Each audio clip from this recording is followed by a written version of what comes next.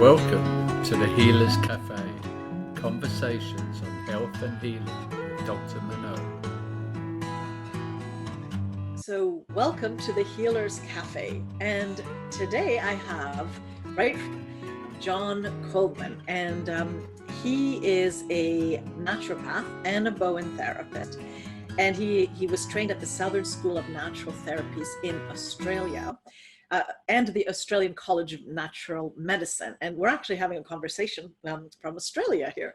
So you've had quite an interesting life, I was going to say. You've been also a speaker at national Bowen therapy conferences, and you've really discovered through your own experience how to deal with Parkinson's.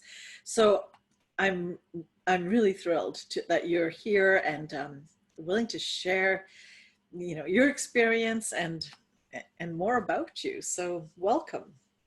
Thank you. It's wonderful to be here. My journey into self-healing and non-medical therapies goes back nearly 60 years. I discovered, actually, it went back further, but funny thing is I didn't discover that until I was much older. But about 60 years ago, I was introduced to a naturopath in Melbourne because I had acne, and I'd had acne for over 10 years. And doctor said, you'll grow out of it. But by the time I got to be 20, I was thinking I was a bit old to be having rampant acne.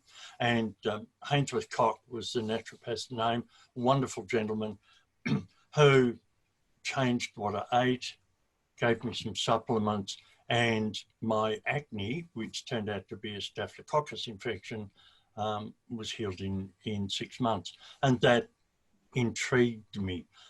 So I sort of wafted in and out of Western medicine, complementary medicine, for some years as I went into my career in the music industry, and then got married and had children, and referred my parents to Hainsworth, and became very interested, but did little about it until when my children were about 3 and 4 years old. I realized that in my career, I didn't see my kids. And so I wanted to change. My wife and I discussed this and said, well, we'll buy a business close to home so that I can see my children more often. And what I wanted was a hardware store because I love tools, but I couldn't afford a hardware store. They were selling at enormous amounts of money. What I could afford was a rundown health food store. So that's what I bought. And I saw people transforming their lives. I watched them coming in and saying, oh, someone's told me to eat this or to take that or to stop eating this. And I saw people changing, and I thought, well, that's what happened to me all those years ago, 10 or 12 years ago. And so I started attending the Southern School of Natural Therapies, and that only lasted a few months because my son was then diagnosed with leukemia. And this was another learning experience because legally he had to be involved with Western medicine. We had no choice, but we combined that with food choices, supplements, some intravenous vitamin C, etc. And while he died 4 years later, he lived most of that time in a much better way. He had energy, he didn't have infections that similar children had, etc. And I learnt a lot. And during that time, I spoke to people like Dr. Fred Klenner, who was one of the pioneers in vitamin C therapy, Dr. Harold Manner in Chicago, again using combination of Western medicine and complementary medicine for treating cancer, and a number of Australian researchers. And that was a profound experience for me. I went back to college while Damien was still in remission, and then there was a hiatus after he died, and we started a charity and all this sort of stuff. Ended up getting divorced and lost my job and went back into study to try and get my life on track. So it wasn't until 1995 that I collapsed at work, and I had to decide what I was going to do about it. I was diagnosed with stage 4 Parkinson's and early stage multi-system atrophy, and I had the choice of Western medicine or doing something for myself. So that was the beginning of the journey in really going deep inside, figuring out what I had done to myself, what had been done to me, what I had allowed in that had caused my body to rebel. Wow. Whew, I did not expect that whole history. My goodness, you've gone through a lot. Goodness. Wow. So, well, why don't you continue then? What did you, well, first, what did you discover when you, because that's quite a decision. And I think you speak to what people go through, you know, sometimes with a child or with themselves and sometimes with both, but it's like, how do you choose? How can it work in a potentially complementary way? But what did you do with that knowledge? I mean, well, I've said a lot, you know, my journey was trial and error, mostly error. And I think it's true, we learn a lot more from our mistakes than we do from our successes. where my son was concerned, and I refer back to that experience a lot, one of the things that told me I was doing something right was the vehement opposition from conservative medical sources who accused me of being a child abuser. I was publicly accused of killing my child with vitamin C. And when there's such vehement opposition, there's got to be some kernel of truth in what I was doing. So the other lucky thing, and it didn't feel lucky at the time, but I was treated very badly by my neurologists when I was diagnosed with Parkinson. So there was a sense of disinterest. Here was the diagnosis, take some drugs, stop worrying me type attitude. And there was some minimal testing, but not a lot of understanding. And I was first prescribed an antidepressant, and yet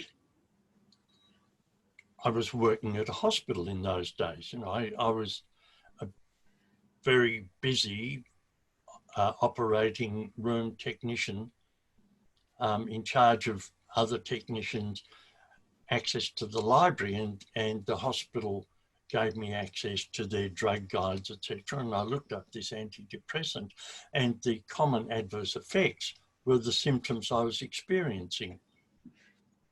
And that didn't make sense to me. No. But then, so that made me look somewhere else. But I was also lucky in that I worked with some very wonderful doctors in the hospital, fabulous surgeons. And one of them, a neurosurgeon, spent a lot of time with me, exploring my history, etc. And he said, look, yes, you definitely have Parkinson's and blah, blah. I said, but try not to take the medication because it doesn't do much good. And this had a real impact on me because I thought, well, here's a prominent, very well-known neurosurgeon who obviously deals with many people with neurological disorders, telling me that the drugs won't help me very much. So I started looking, and look, this knowledge has grown over the last 20 odd years. So some of what I'm saying wasn't an early discovery. It was what I've discovered over those years. But we know that neurodegeneration begins with stress or trauma over a fairly long term, or 6 weeks or more, with toxins in the environment, and in many people with infections. And for me, I related back to my life. I spent 4 weeks at home when I could hardly walk or take care of myself, looking back on my life, and I saw definitely abuse, stress, trauma in my life, starting pre-birth, preconception, really. So there were those influences, and there were physical, emotional, sexual abuse in those early years of my life. So that obviously had some influence. And then I looked at what that had created in my life, in that my response to those early years was to eat badly, use stimulants like coffee, sugar, to smoke very heavily. I started smoking at 9 years old and became an addict, and to be in contact with a number of other toxins in the environment, so that obviously my body was burdened, and that was damaging my nervous system. So what I had to do was, number one, make up my mind that I could do something about it. Number two, I had to change. And the thing I had to change first was my head. I had to make up my mind that I was in charge. And so I largely ignored the naysayers, the people who said, well, you have an incurable disease, you can't do anything about it. Why don't you join an association, and look, they'll teach you all about drugs, and you can donate money for research for already rich people to research trivia to find a cure that will never be found. And so I chose to step out on my own, and I was opposed vehemently, often by people close to me. And I divorced my family for 2 years because I realised they were some of the toxic influences in my life. That was my biological family. I saw my son occasionally, my surviving son, who was then in his late teens, early 20s. And I worked my way through it, and with many changes to the way I ate and with supplements. In 1996, I discovered Pollen Therapy. I read an article by Julian Baker in a complementary medicine magazine, and something resonated and said, you need to explore this. And so I actually did training, even though I was sick. I trained with Rick Loader in Botag. And it took me quite a long time. I saw the power in helping other people, but it took me a while to realise it was going to help me, and Rick started treating me. In 1997, I discovered aqua hydration formulas during a lecture with a neuroendocrinologist, Dr. Jaroslav Boblik, who was one of the developers, and these helped. So by 1997, I was making progress, and I was seeing that there was a pattern. And then I'd recovered. I was symptom-free about 3.5 years after my diagnosis. And I also finished my studies, my diploma in naturopathy at the end of that year. Now that it'd take me 19 years to do a 4-year diploma, but hey, you know, I learned more out of college than in college, I think. And so I thought that I would set myself up, you know, as a general practitioner naturopath and deal with colicky babies and maybe some acne and you know, tired mums. And the first patient who walked into my clinic had Parkinson's disease. And I thought, this is overwhelming, but we explored options and he started, and a couple of weeks later, my second patient came and he had Parkinson's disease. And I thought, this is getting a bit tiresome. And over the next few months, I saw the majority of people who came to me had Parkinson's. And they'd heard my story one way or another. You know, I'd been interviewed, there'd been tiny articles in newspapers, etc., about what I was trying to do. And people came to me because they were desperate to take control, not because they wanted a cure. And I've always made it clear there is no cure for Parkinson's or any other disease, but because they wanted to take back control. And those who persisted started to get well. So that's the beginning. Yeah. There are no coincidences, clearly. And when there's a path that you need to learn, my goodness gracious. Yeah. You know, but it's just it's a really testament to, I think that the first point is to look at things and trust when you're getting kind of resistance or strange messaging or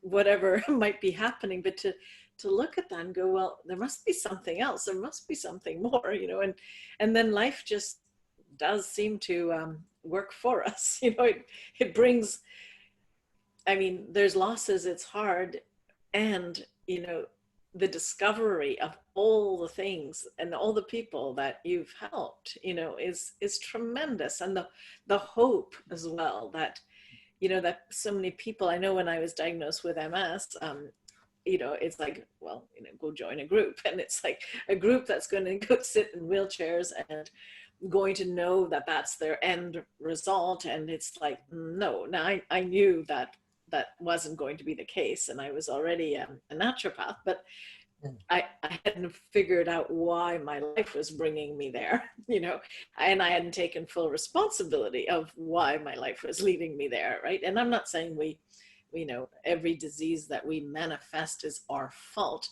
but the point is we participate in it, and therefore we can participate out of it, you know, and change things completely, you know. So anyway, it's quite moving to hear your story. Yeah. So it's what happens to us has a profound effect, but the most profound effect is what we do with what happens to us. And we always have choices. Yeah. You know, we can choose to say, well, oh, this is terrible, this has happened to me, so-and-so's done this to me, or, you know, life has done this to me. Or we can say, well, here's where I am today. What do I do now to get where I want to be? Yeah. And sometimes that takes a long time. Yeah. And sometimes it's really hard work, but we always have a choice. You know, I have a patient who is 50, female. Now, her background is a violently abusive childhood, the sort of stuff you don't read in newspapers because it's too violent. But worked through that, became an athlete, had a number of injuries as an athlete, including a number of concussions. in her teenage years was bitten by a couple of ticks and developed Lyme disease and Bartonella, but was misdiagnosed and mistreated, as most people are. In later years, when she had a good diagnosis, really got stuck into working, so meditating, very careful food choices, exercise, worked through a whole lot of damaging background with a number of therapists and her own power. And so really doing very, very well. And then, for reasons yet to be determined, developed dysautonomia, had 2 falls with head impact, and has developed really bad symptoms again. Now, the temptation is to say, buy me a wheelchair, you know, I'll go into care, blah, blah. But no, she said, what the hell do I have to learn from this? What can I do to change the outcome? So this is, you know, it's a tough journey. It's a really tough journey, but she's learning a lot. And there's an enormous strength there from adverse events. So we always had that choice. Yeah. Yeah. Oh, it's a journey, you know. That's the thing too. You know, it's, if we can honor the fact, both the practitioner can honor it, but that also the client or the patient honors that this whole ridiculous notion of the quick fix, the magic pill, the, you know, the, oh, well, let's just put a big Band-Aid on here, Yeah, and sure. you know, this will go away, or it's incurable, you know, which is the other big Band-Aid. And it, you know,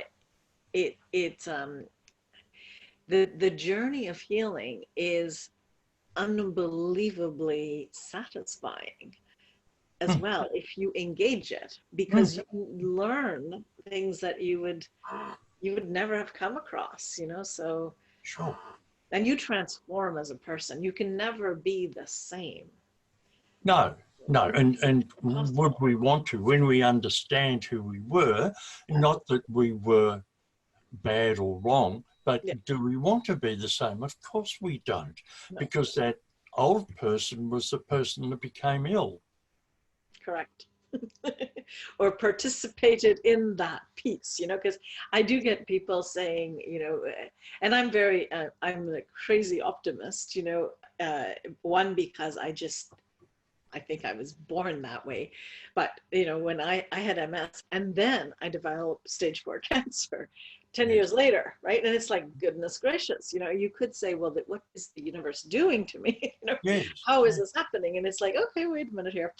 You haven't done all your work, you know, and I could blame a million things if I was that type of person. But it's like, I took that on, and, you know, and I healed all naturally, both of them completely naturally, you know. So I do think that I want people to really hear, and I think your story really demonstrates that, is that there is hope, and the journey itself is full of hope. Yeah. And, you know? And I don't want to be seen to be someone who eschews Western medicine.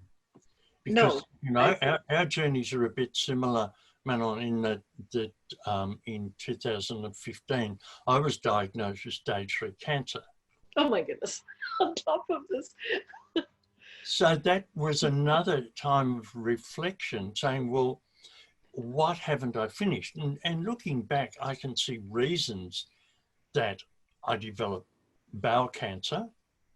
You know, number one, my toxic lifestyle early on. Going back further, my parents' toxic lifestyle and my grandparents' toxic lifestyle, that's for sure. But my toxic lifestyle, as I said only half jokingly, I was a pain in the ass to people for so many years, it ended up biting me there. Mm. But yeah, I had something to learn. Now, I chose a combined approach. There was a massive tumor Mm-hmm. in my bowel that really needed to be removed. Mm-hmm. And, you know, I was very lucky in finding a very humane, open-minded surgeon who was prepared to let me have a lot of say in what was going on. And I still have contact with him once a year. I had found an oncologist who pretty much said, well, you do whatever you like and I'll tell you if it's working or not. And so these were really good doctors who supported me, and the surgery certainly was great. And then I've used to combine foods, sylvestrols, supplements, meditation, dancing, singing.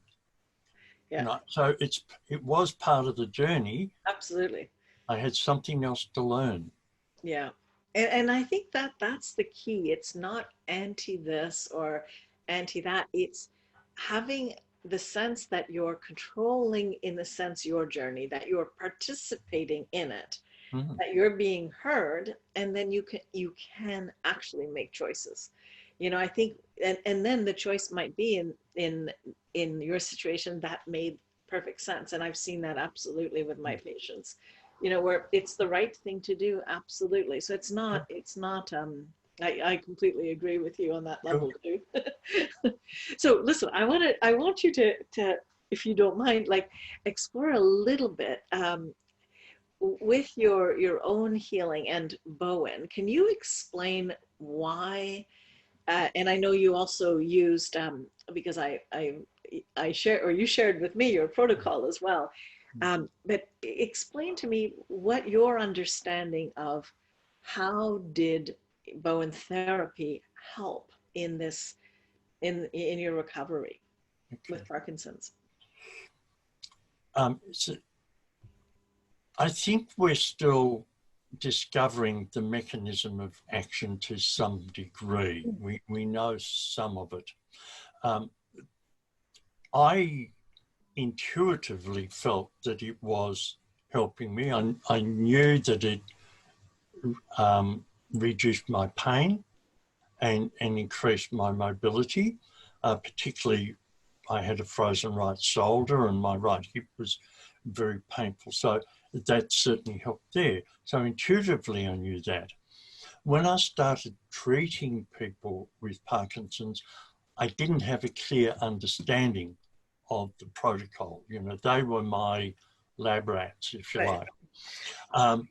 But I was pretty certain that they all needed to change their food intake, that they all needed to meditate, because there was good evidence for meditation, that they needed to have exercise. So, and there was also, again, some reasonable evidence that the aqua hydration formulas were working on the hypothalamus pituitary adrenal axis, and so assisting with dopamine production and distribution. So what we did was, with all my patients over a 2-year period, they all did the food, the meditation, the dancing, singing, laughing, etc., the aquas, and then they chose a bodywork. And some did massage, reflexology, Feldenkrais, acupuncture, etc., and some did Bowen.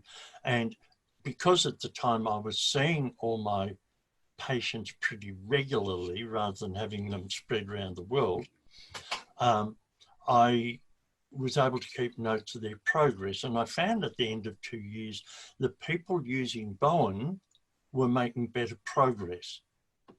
So that was number one. And then I saw Russell Sturgis's work and then Eleanor Oyston's work on fascia, and realized that part of the action of Bowen is actually causing thixotropy in the fascia. So we were getting fluids through the fascia. That was enabling fascia to do its job as an immune organ as a circulation organ, a mobility organ to support posture, to hydrate the brain, Right. and to transport neurotransmitters and help detox. So that was certainly part of it. Now, I suspect there are deeper effects. There are emotional changes and there are hormonal changes. If we do Bowen well, we can see changes in our patients. I don't think as yet we fully understand the mechanisms of that. Mm-hmm. But the effects are definitely there, and I continue to see beneficial effects when people take control of their health and they do all the practical things right, the stuff they can do, so food, fluid intake, exercise, meditation, laughter, self-love, etc. And the Bowen facilitates that. It's part of the supportive network, if you like. Right. And the other thing I find, which is really important, and I've seen positive and negative, the therapist is an important instrument in that journey. And if a Bowen therapist says, and I've had this experience, says, well, you know, I'm going to treat you the way I know you should be treated, and if you're not fixed in 3 treatments, then it's not working, then they are not an instrument for healing. Mm-hmm, mm-hmm.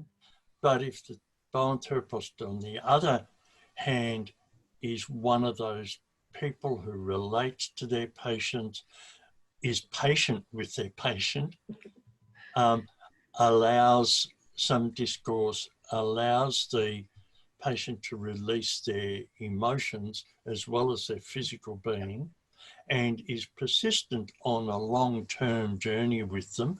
And we've found, you know, a treatment every couple of weeks over 2, 3, 4 years. Mm-hmm. Then we see a wonderful partnership assisting in the healing. Mm. And sometimes it's part of the therapist's healing as well. Mm. Mm. Very interesting. Yeah. Well, we have so much in common. I think it's so interesting, you know, because when I learned Bowen therapy, it was at the time much more mechanical. It was seen as a mechanical thing, and then, you know, again, I was thrown into, when I started my practice, I was seeing people who had been traumatized, and not just physical trauma, but mental, emotional trauma as well. And it forced me to, and I had this tool. Of course, I had naturopathy, I had homeopathy, but they were sent to me for physical therapy. And somehow I felt like there's more to why this is working. So that became my absolute passion, and really I'm trying to, and there are gaps, there's things I don't understand why, but one thing I do feel that with the fascia, we have cellular memory and memories that we're maybe not even aware of that have surfaced. And so unlike, you know, some other physical pain might be fixed in, you know, 3-5 treatments. If we're dealing with something like this, there's a lot more. Yes. There's a lot more to it, and the long-term care, you know, makes a lot of sense in the sense that it's a relationship of healing. Yes. You know, so anyway, fascinating. And I do agree, and I should have mentioned this, that for physical injury, Bowen can be magic very quickly. And you know, I remember the day I walked into a sandwich shop, and the person whom I knew quite well behind the counter said, I'm sorry, I can't help you at the moment. I'll get so-and-so to do it because I've hurt my elbow. I said, what's wrong? Oh, I don't know, I pulled it, I was gardening, whatever. And, being a loudmouth, I just said, "Oh, give me your arm." And I did the Bowen shoulder and arm movements across the counter. And she said, "I'll get your sandwich now." It had just healed it, fixed the physical distortion, whatever it was. And yeah, look, nothing better than, being out in the garden, doing paving or whatever, see your Bowen therapist, have a treatment. Oh, the body celebrates.